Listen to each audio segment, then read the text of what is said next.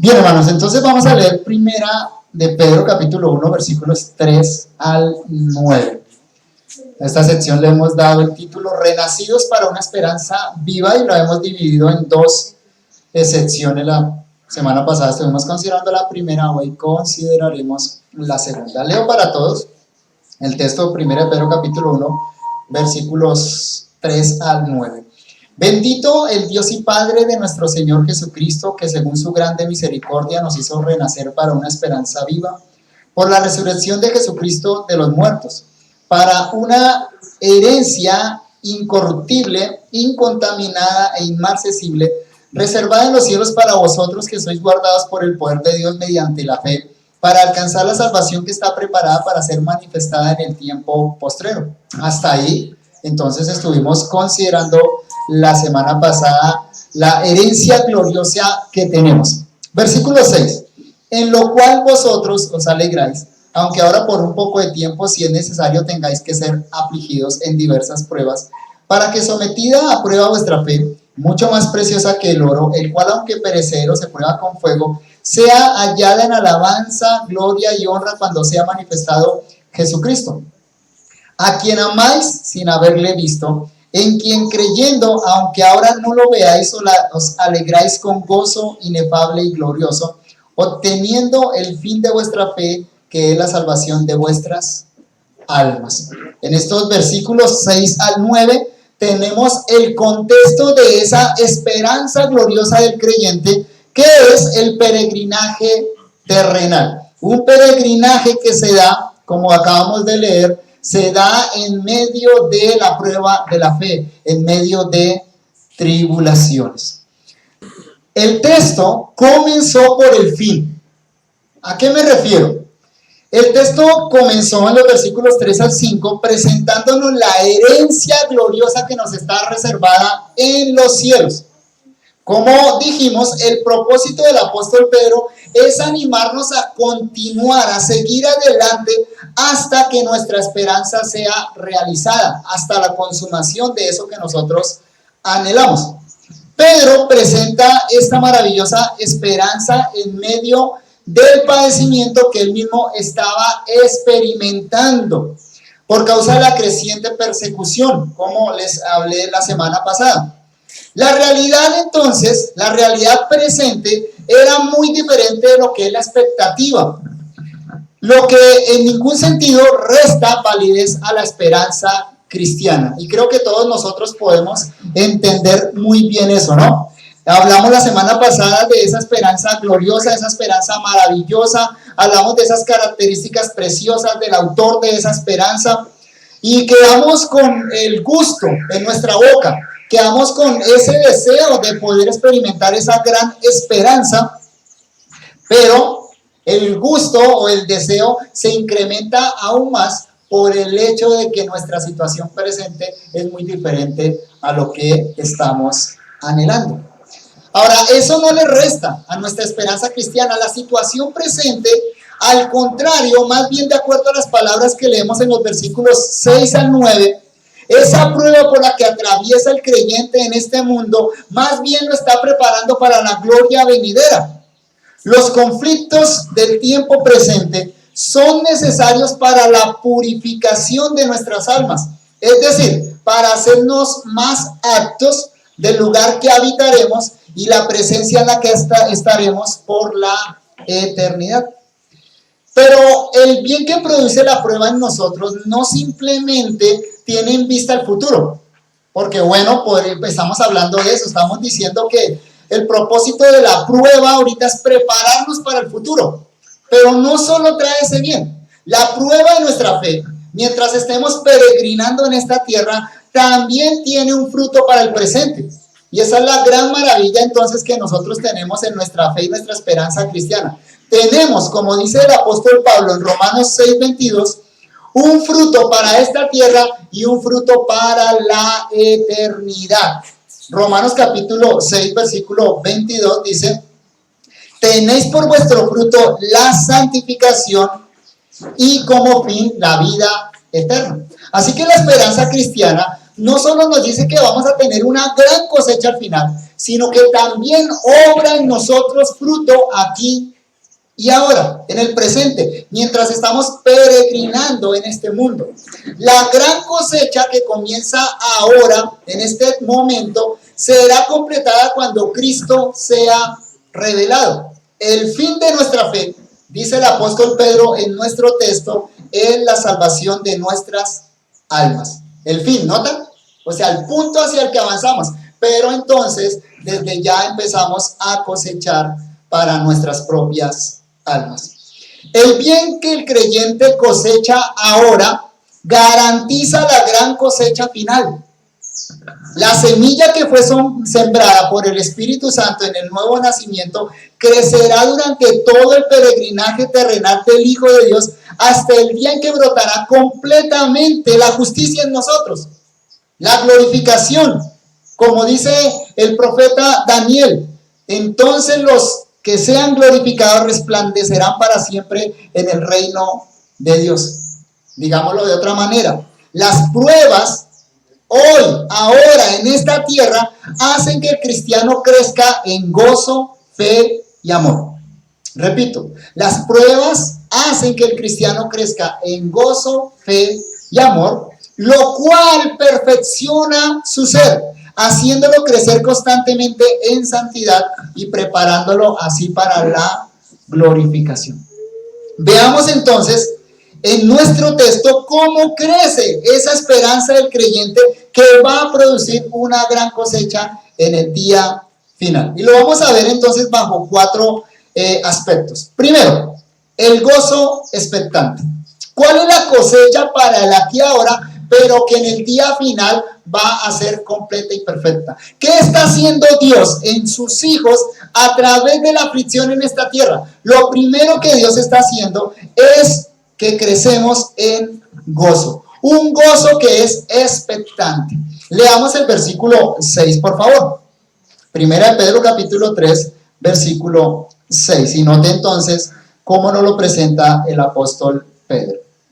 En lo cual vosotros os alegráis, aunque ahora por un poco de tiempo, si es necesario, tengáis que ser afligidos en diversas pruebas. Las primeras palabras de este versículo nos muestran la conexión con lo que acabamos de leer en los versículos 3 al 5, lo que estuvimos considerando la semana anterior. Pedro comienza el versículo 6 diciendo, en lo cual. ¿A qué se refiere en lo cual? Bueno, apunta a la descripción de esa gloriosa herencia que tenemos en la tierra. Apunta al hecho de esa esperanza maravillosa que tiene todo el creyente. Una esperanza gloriosa de una herencia preciosa en los cielos que nos está reservada por Dios mismo, que está garantizada por la muerte de Jesucristo. Es en la perspectiva de esa esperanza gloriosa que Pedro dice, nosotros nos alegramos ahora, aunque sea un poco. Dice, nos alegramos un poco ahora ante la perspectiva de esa gloria maravillosa. No importa entonces que la realidad que nos circunde sea adversa. El creyente se alegra. Es, por tanto, el contexto de la esperanza la que le provee al sufrimiento del creyente, a las aflicciones del creyente, un sabor especial. Ahora le estoy hablando a creyentes, pero seguramente hay personas que no han creído en Cristo y que no tienen una esperanza para el futuro. ¿Usted se ha preguntado algo acerca del futuro? Hoy en día, la filosofía humana lo que dice es, no importa el futuro, vivamos el ahora. No hay nada más allá. Lo único que espera es que yo muera y sea enterrado como un animal, como un perro, un gato. No vale más mi vida que un animal. Incluso a veces parece que vale más la vida de un animal hoy en día. Y tal vez para ustedes suenen extrañas estas palabras, pero lo que la Biblia nos está presentando es que el ser humano está hecho para la eternidad. Está hecho para una vida más allá de esta tierra. Y el que no tiene esa esperanza, entonces, ¿cómo experimenta los sufrimientos de la vida aquí y ahora? Normalmente, las personas mueren en desesperanza, mueren por el desespero. Por eso las tasas de suicidio han crecido tan terriblemente en el siglo pasado y en nuestro siglo. Pero es interesante porque Pedro nos acaba de mencionar en los versículos 3 a 6 esa gloria preciosa y maravillosa, y es como si en el versículo 6 nos aterrizara en un solo movimiento. Nos llevó al cielo, nos llevó a la gloria más exaltada en los versículos 3 al 6, y ahora nos despierta a una realidad abrumadora. ¿No lo sienten ustedes? Hace 8 días estuvimos tocando el cielo a través de esas descripciones maravillosas, y en el versículo 6 Pedro dice, bueno, pero hay que ser afligidos. Aquí y ahora estamos pasando por pruebas, por tribulaciones. En un momento estábamos, por decirlo de alguna manera, tocando el cielo con las manos, y un segundo después Pedro nos despierta a nuestra terrible realidad, las aflicciones presentes.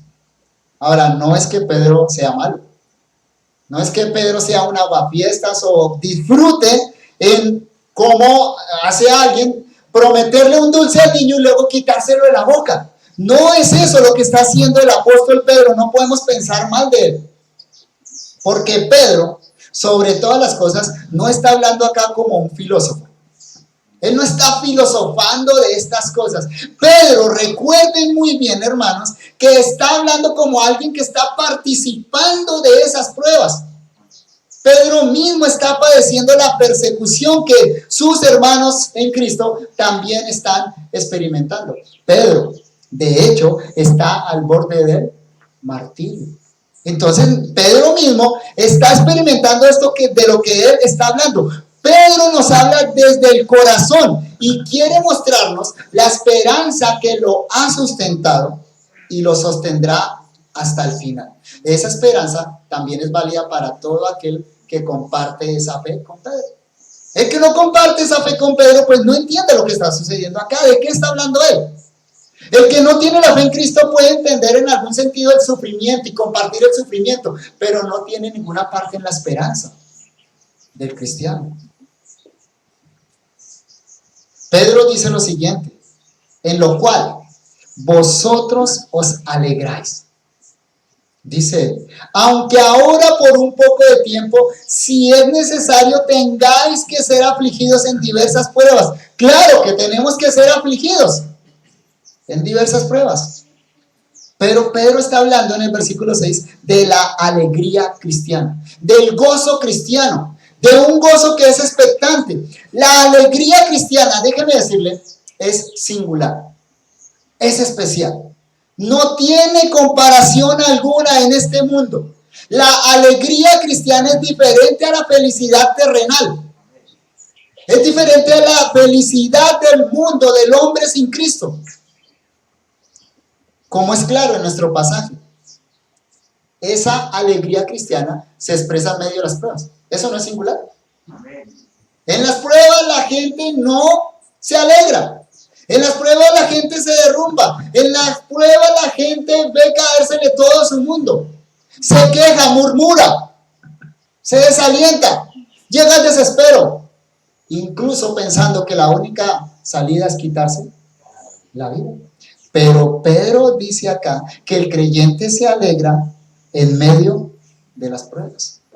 Esa alegría de la que habla Pedro, o mejor, el regocijarse del cristiano, lo capacita para dar gracias y gozarse en medio de las tribulaciones. Eso es sin igual, ¿o no?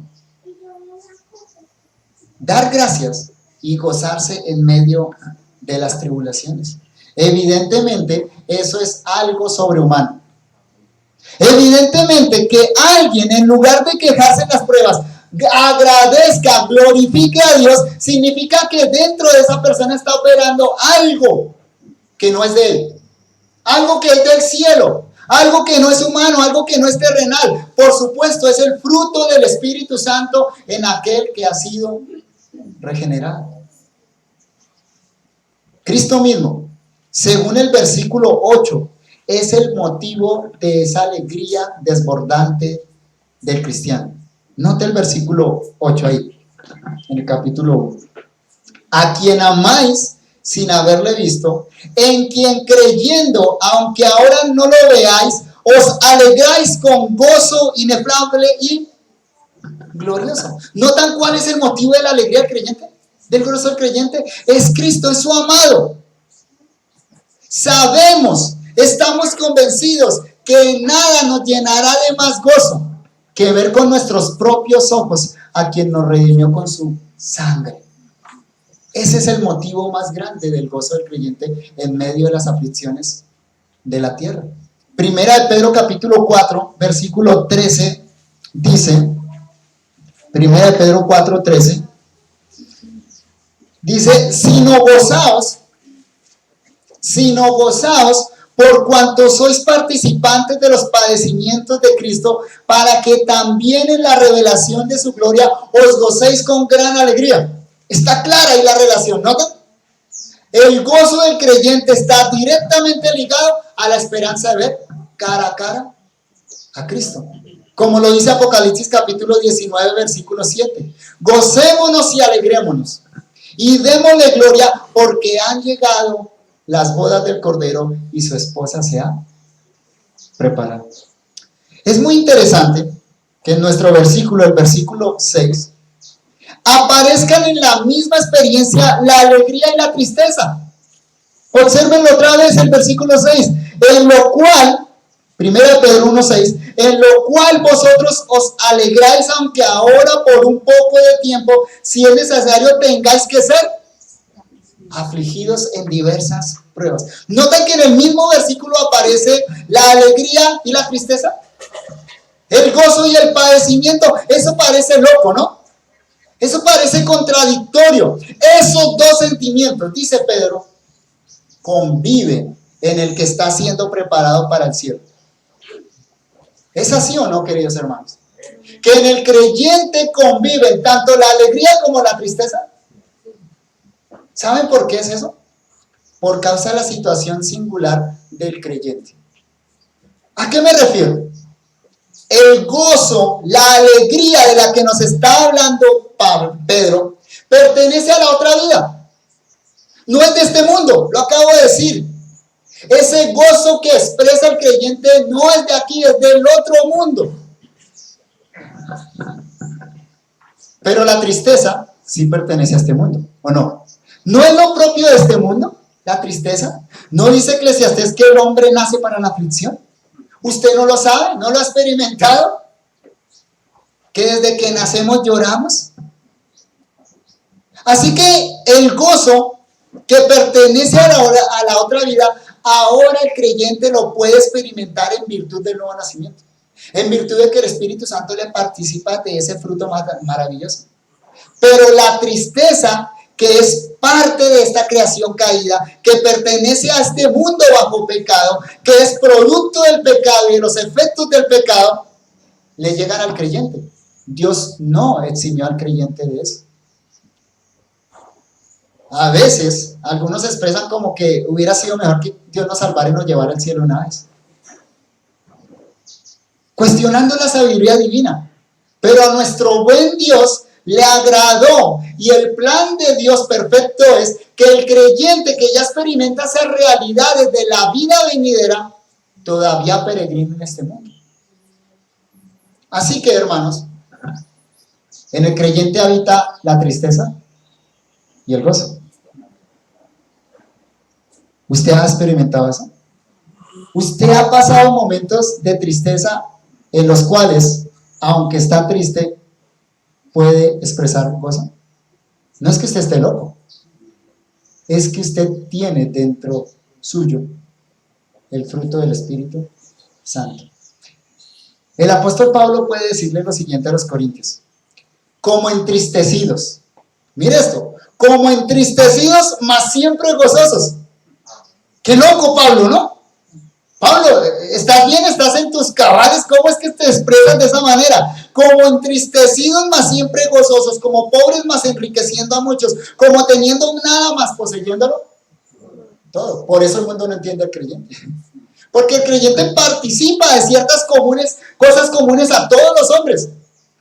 Pero el creyente tiene las realidades eternas, de las cuales no participan todos los hombres. Y tal vez tú participas de la aflicción, pero no entiendes el gozo del que estamos hablando. Eso significa que necesitas urgentemente asirte a la esperanza de la vida eterna y participar del gozo del Espíritu Santo. Jesús animó a sus discípulos con las siguientes palabras: de cierto os digo, que vosotros lloraréis y lamentaréis, y el mundo se alegrará.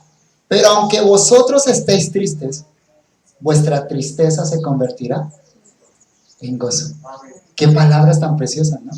Juan capítulo 16, versículo 20. Para los que están tomando nota, el texto de Pablo es 2 Corintios 6, 10. 2 Corintios 6, 10. Y el que acabo de citar de Jesús, Juan 16, 20. Aunque vosotros estéis tristes, vuestra tristeza se convertirá en gozo. Amados hermanos, cuando atravesamos por diversas pruebas, y debemos saber que Dios en su soberanía absoluta, en su sabiduría perfecta, le envía la prueba adecuada a cada uno de sus hijos. Porque no todos padecemos las mismas pruebas. Todo creyente padece pruebas. Todo creyente es probado en su fe. Todo creyente experimenta aflicción en este mundo. Pero si le preguntas a tus hermanos, sus aflicciones son diferentes. ¿O no? Unos son afligidos por sus pecados. Bueno, todos somos afligidos por sus pecados, pero algunos tienen alguna lucha mayor con el pecado. Otros son afligidos por la enfermedad. Otros son afligidos por la escasez. Otros son afligidos por causa de su familia no creyente. Otros son afligidos porque tienen que estar en un ambiente de trabajo totalmente impío. Por eso Pedro habla de diversas pruebas. No podemos envidiar la prueba del otro, si es que lo hacemos, ¿no? Porque Dios sabe la prueba que yo necesito. Y a veces preguntamos, ¿por qué Dios en esto siempre me prueba? ¿Por qué aquí? ¿Por qué aquí? Pero el otro, ¿por qué no? Bueno, porque es que el otro está en otra prueba, diferente. Nuestro Dios es sumamente sabio y sabe qué es lo que cada creyente necesita. Pero el punto es este, hermanos. Cuando atravesamos por diversas pruebas, nos alegramos en la gloria futura. Sobre todo porque sabemos que son un medio eficaz para hacernos semejantes a nuestro amado Salvador. Y así preparándonos para verlo cara a cara. ¿Nota la cosecha para el aquí y el ahora, pero para la vida eterna? ¿Qué hace la prueba? Bueno, nos recuerda la herencia maravillosa que tenemos en el cielo. ¿Cuál es esa herencia maravillosa? El mayor gozo que el ser humano haya experimentado, ver a Cristo cara a cara. Pero la cosecha para acá, para ahora, ¿cuál es? El creyente no solo es alguien que anda pensando en el futuro, que anda allá en las nubes pensando en que un día va a estar tocando arpitas en el cielo. No, la esperanza creyente es una esperanza para el aquí y el ahora. ¿Saben cuál es? Crecemos en gozo. Y en medio de las pruebas podemos alegrarnos. Podemos agradecer. Porque Dios está formando nuestro carácter a la imagen de su precioso y bendito Hijo.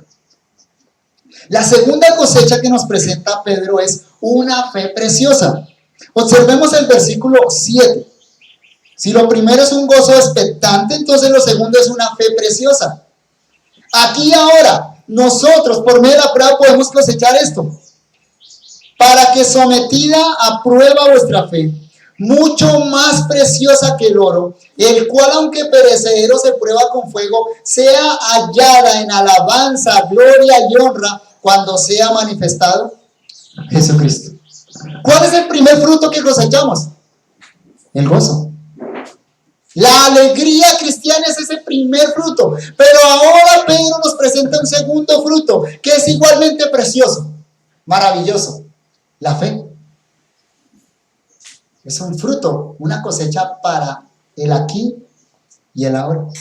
Ahora, tengamos en cuenta, no estoy diciendo que la prueba produce gozo, fe y amor, que vamos a mencionar en tercer lugar. No, la prueba no produce eso. La prueba no produce en el creyente gozo, ni fe, ni amor. Porque esos tres son fruto del Espíritu Santo, como nos enseña Gálatas capítulo 5, versículo 22. Dentro de la enumeración del múltiple fruto del Espíritu Santo, Pablo menciona el gozo, la fe y el amor. Así que la prueba no produce eso. Nada terrenal, nada humano, nada que sea de la creación puede producir eso. Eso solo puede producir Dios. Y lo hace en el creyente. Lo que estamos diciendo es que esas gracias sembradas por el Espíritu Santo en el nuevo nacimiento crecen a través de las pruebas que la divina providencia nos envía mientras peregrinamos en esta tierra. O sea, a cada creyente el Espíritu Santo lo dotó, entre otras cosas, con gozo, fe y amor. Pero ese gozo, esa fe y ese amor tienen que crecer hasta que lleguen a su punto culminante. Dios usa muchos instrumentos para eso, pero un instrumento especial, ¿cuál es? La prueba, la aflicción. Pedro compara la fe con el oro, y es una muy buena ilustración para que podamos entender el propósito de las pruebas. Todos conocemos el proceso que pasa el oro o cualquier metal precioso para poder ser purificado y que sea más valioso. El oro, como cualquier metal precioso, es sometido a altas temperaturas, donde se funde. ¿Para qué? Para que la escoria, el material que no es oro, sea quemado, sea purificado. Y por eso se habla de oro de tantos quilates, 12 quilates, 18 quilates, 24 quilates. ¿Qué quiere decir los quilates? Es la pureza de ese oro. A mayor temperatura, mayor purificación del oro. Y es una muy buena ilustración, ¿no? Porque de esa misma forma, como alguien dijo, la fe que vale la pena solo es aquella que ha sido probada. Repito, la fe que vale la pena solamente es aquella que ha sido probada.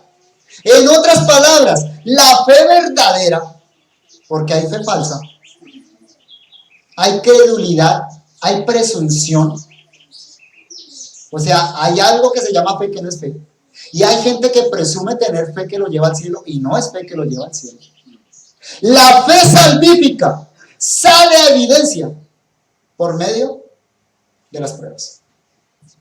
Hasta que tú no seas probado en tu fe, no sabes realmente de qué está hecha tu fe. ¿Cuántos son los quilates de esa fe?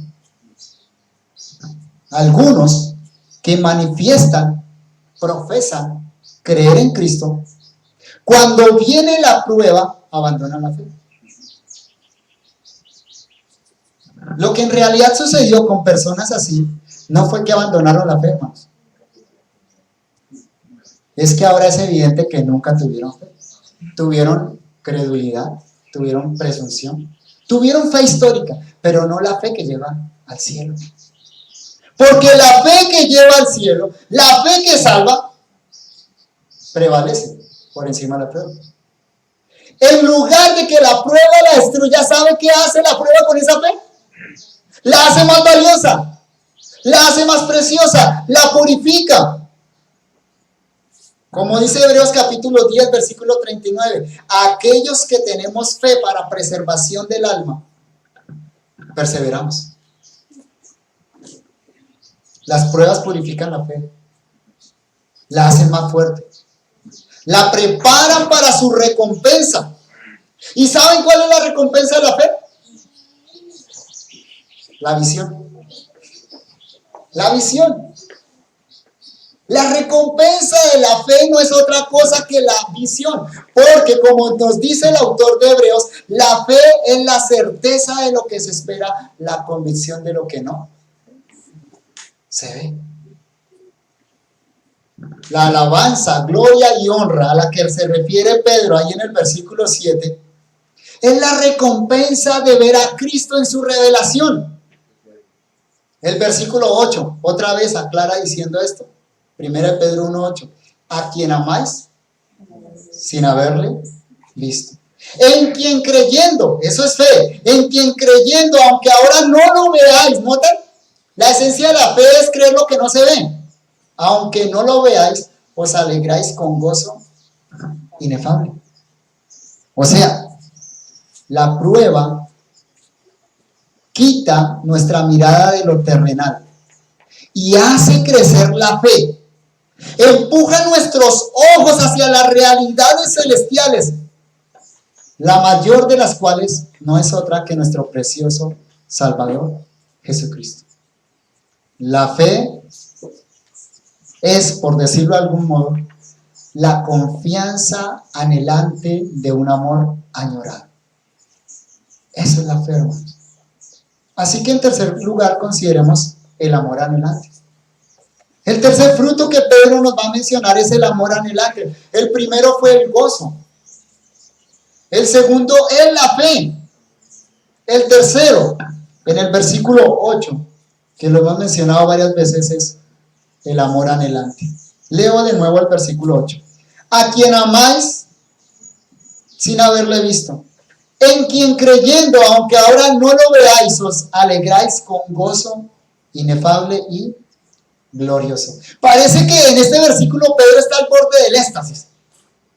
Ese versículo hay que leerlo con emoción. Yo no lo leí con emoción. Pero usted se imagina cómo Pedro está escribiendo estas palabras. Está al borde de la adoración exultante. Él quiere salirse ya. Está tan lleno de estas realidades celestiales que no puede contener la gran sensación que le produce pensar en los resultados de la esperanza en el corazón creyente. ¿Notan la gran cosecha? Gozo, fe y ahora amor. No cosecha simplemente para la vida venidera, sino cosecha para esta vida, para sostenernos en medio de un mundo caído, para perseverar y llegar finalmente a poseer nuestra herencia. Es una esperanza tan segura que tiene entonces efectos prácticos en el presente y una certeza en la recompensa futura. Hay personas que no tienen ni lo uno ni lo otro. Hay personas que ya no esperan nada en el presente, por supuesto, nada para el futuro. Su vida perdió todo sentido. Y Pedro acá nos está diciendo que el creyente tiene una cosecha para el aquí y el ahora, pero también para la vida eterna. Este versículo 8 recoge todo lo que se ha dicho hasta ahora y más. Observemos que en ese versículo están juntos el amor, la fe, la alegría o el gozo y la gloria. Todo alrededor de aquel a quien no hemos visto. Leamos otra vez ese versículo 8 y observen. Miren, a quien amáis, amor, sin haberle visto, en quien creyendo, fe, aunque ahora no lo veáis, os alegráis. Alegría, con gozo. Gozo, alegría y gozo ahí son dos palabras diferentes, pero connotan la misma realidad. Os alegráis con gozo inefable y ¿qué? Glorioso, la gloria. Amor, fe, alegría, gozo, gloria. ¿Todo alrededor de quién? Alrededor de aquel a quien no hemos visto. Otra vez, y más claro para que lo entendamos. Jesús consuma el amor. Jesús consuma la fe. Jesús consuma el gozo. Él es el fin y la meta de nuestro amor. Él es el fin y la meta de nuestra fe. Él es el fin y la meta de nuestro gozo. Él es todo para nosotros. ¿Y dónde está Él? A la diestra del Padre. Lo esperamos y queremos verlo. Y ya tenemos una garantía en nuestro corazón de que eso va a suceder. El Espíritu Santo clama en nuestro espíritu. El Espíritu Santo desde nuestro espíritu coloca un anhelo intenso por ver a nuestro Salvador. Pensémoslo otra vez. El mayor gozo del creyente, ¿cuál es? ¿Cuál es su mayor gozo? ¿Cuál es el pensamiento más feliz para usted? El mundo no sabe nada de eso. Pero incluso hay creyentes que están perdidos. Para algunos creyentes el pensamiento más feliz es dinero. Para algunos creyentes el pensamiento más feliz es estabilidad económica. Para algunos creyentes el pensamiento más feliz es alcanzar una profesión, reconocimiento en el mundo. Para algunos creyentes el pensamiento más feliz es una familia. Y no que no que eso esté mal, hermanos. Pero ese es su pensamiento más feliz. ¿Sabe qué va a pasar? Lo va a defraudar. Usted puso su gozo en un lugar no seguro. Vuelvo y pregunto, ¿cuál es el mayor gozo del creyente?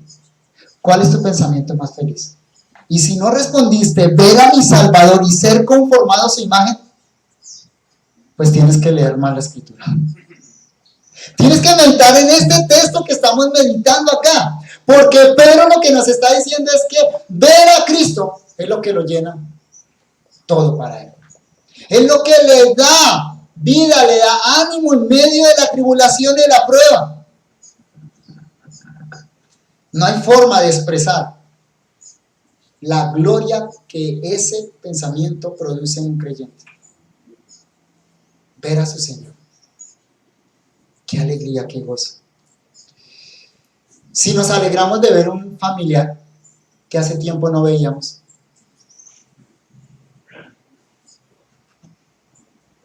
y si nos sostenemos en medio de la esperanza de poder ver a ese familiar que hace años no vemos, ¿qué será ver a Jesucristo?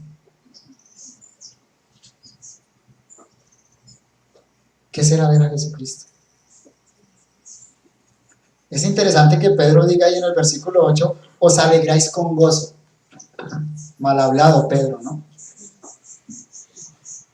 Claro, uno se alegra con gozo, ¿cierto? Bueno, pero ya vimos que se alegra con tristeza también el creyente. Esa manera de expresarse simplemente significa algo así como reírse a carcajadas. ¿Usted ha visto gente que por ahí va solita y se ríe? ¿O va sonriendo? Bueno, ahora no se ve tanto por el tapabocas. ¿De qué se habrá acordado esa persona? Pedro está diciendo que cuando el creyente piensa en Cristo y en verlo cara a cara, se ríe a carcajadas. Pero no a la manera del mundo. No a la manera del mundo. Porque la risa del necio, o sea, de aquel que no tiene a Cristo en su corazón, que no sabe nada de esta realidad de las que estamos hablando, dice Eclesiastés que la risa del necio es como el estrépito de los espinos debajo de la olla. ¿Lo escucharon? Eclesiastés 7:6. La risa del necio, o sea, la risa del que no es creyente, la risa del necio es como el estrépito de los espinos debajo de la olla. Hace mucho ruido, pero rapidito se consume. ¿No es así?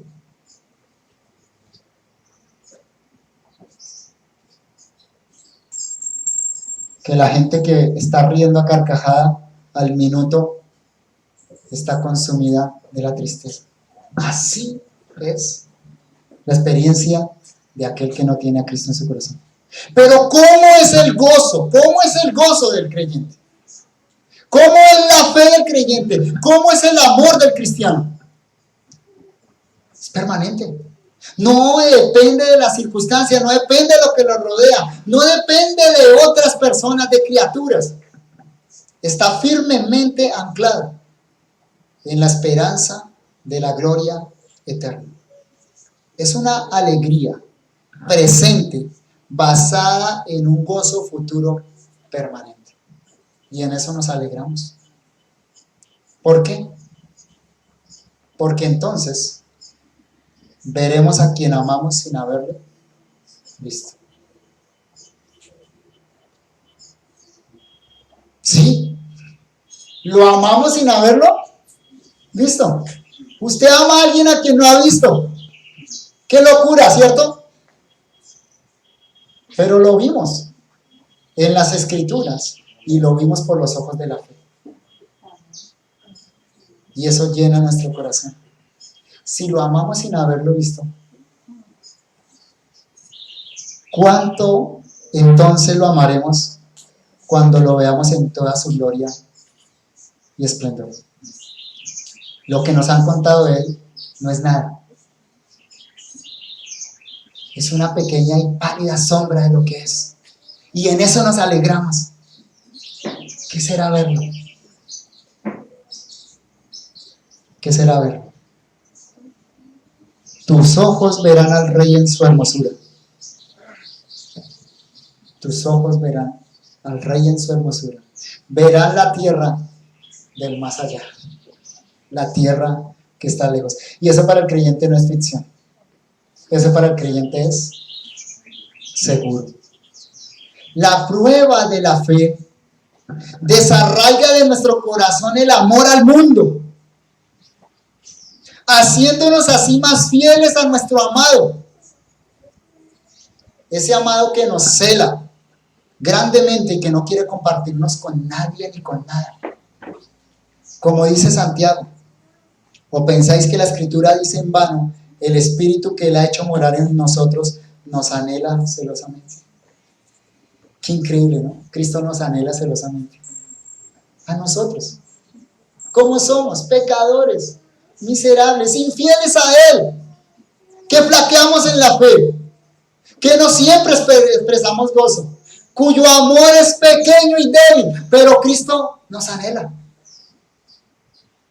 ¿Cuánto hace alguien por un amor, no?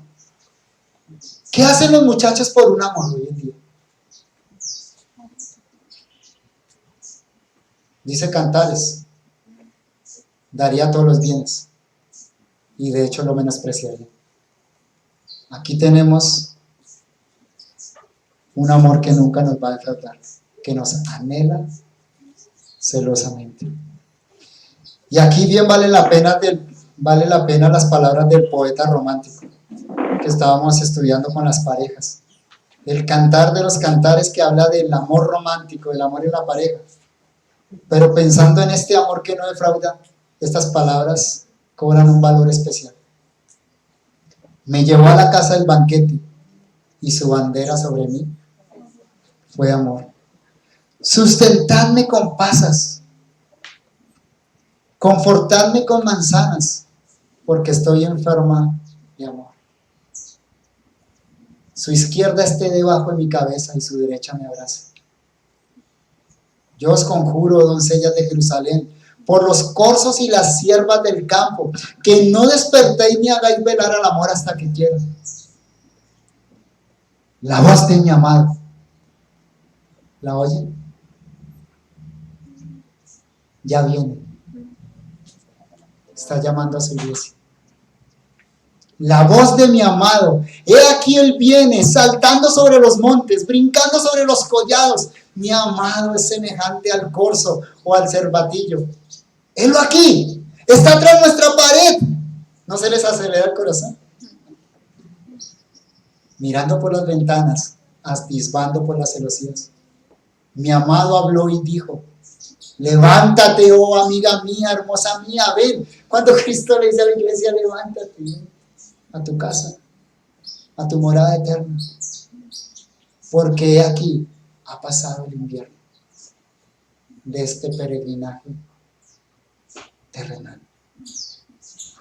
Se ha mudado, la lluvia se fue, ya no más tribulación, ya no más pruebas, ya no más dolor, ya no más enfermedad, ya no más pecado.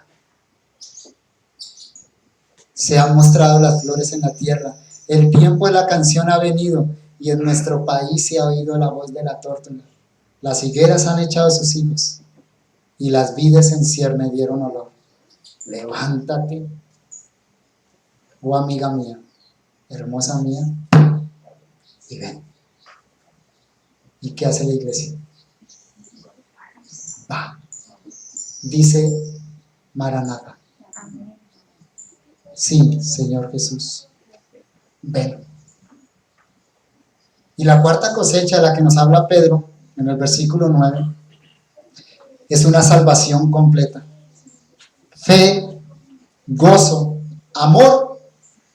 Por lo tanto, una salvación plena, completa. Porque Dios nunca da nada a medias. Lo da completo. Este mundo todo lo da imperfecto y lo quita. Cuando Dios da, da con abundancia. El versículo 9 dice esto. 1 Pedro 1:9. Obteniendo el fin de vuestra fe, que es la salvación de vuestras almas.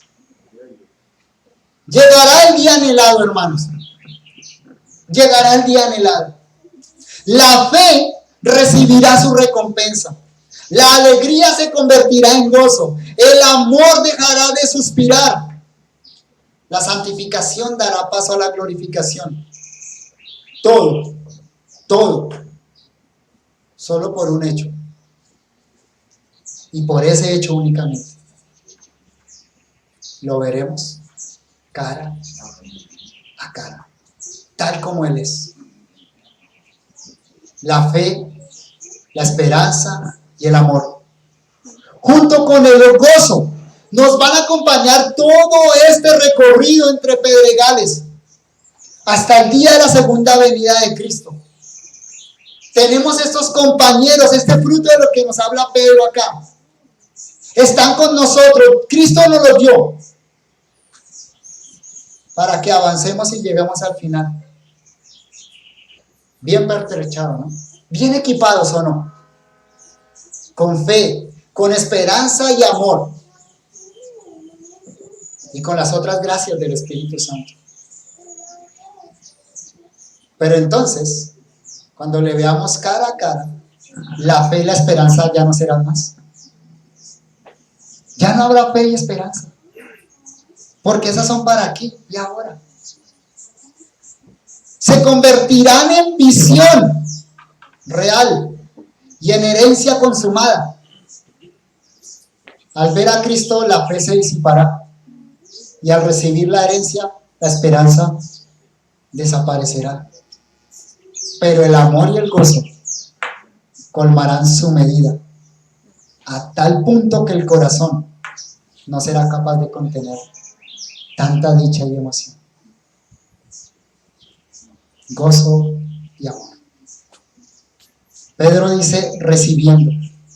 Qué palabra hermosa, ¿no? Obteniendo, aparece en nuestra Biblia. Obteniendo el fin de vuestra fe. Obteniendo.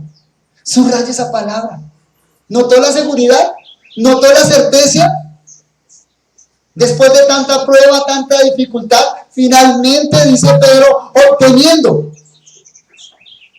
¿A quién no le gusta recibir? Más en época decembrina, ¿no? En esta época todos no estamos esperando recibir algo, aunque sea las gracias. Diciembre alborota la codicia. Pero acá en lo espiritual vale. Es correcto. Entre más codiciamos espiritualmente, más recibiremos. Lo malo de esperar recibir es no recibir, porque entonces caemos en la frustración. Pero aquí Pedro nos ha hecho una oferta gigantesca. Nos ha hablado de algo grandioso, precioso. Y lo increíble de todo esto es que Pedro finalmente dice, lo vamos a obtener. ¿Quiénes? ¿Quiénes lo vamos a obtener? Aquellos que han puesto su fe en Cristo, que han hecho de él su gozo y que lo aman. Pero aquellos que no han puesto su fe en Cristo, cuyo gozo no es Él, que su amor está en el mundo, tendrán su parte en el lago de fuego. Pero no tiene que ser así. ¿O sí? Tiene que ser así. Que obtengas tu parte en el lago de fuego cuando aquí estás recibiendo la oferta más grande del mundo. de un amor, una fe y un gozo que no defraudan, de una fe que va a ser realizada, de una esperanza que va a ser consumada y de un amor que va a ser satisfecho. ¿Vas a rechazar esa oferta? Nada en el mundo va a satisfacer tu alma, solo el deseado de las naciones. Aquí Pedro nos invita a esperar pacientemente, no la Navidad, hermanos. Rico que disfrutemos la Navidad, me parece hermoso. ¿Sabe qué nos invita Pedro a esperar? La parucía. O sea, la aparición gloriosa de nuestro gran Dios y Salvador, Jesucristo. Es nuestra esperanza. Cuando Él aparezca por segunda vez, recibiremos nuestra salvación completa, de la cual ahora disfrutamos solo el anticipo. Porque es necesaria la paciencia para que, habiendo hecho la voluntad de Dios, obtengáis la promesa. Y cuando aparezca el príncipe de los pastores, vosotros recibiréis la corona incorruptible de gloria. Amén.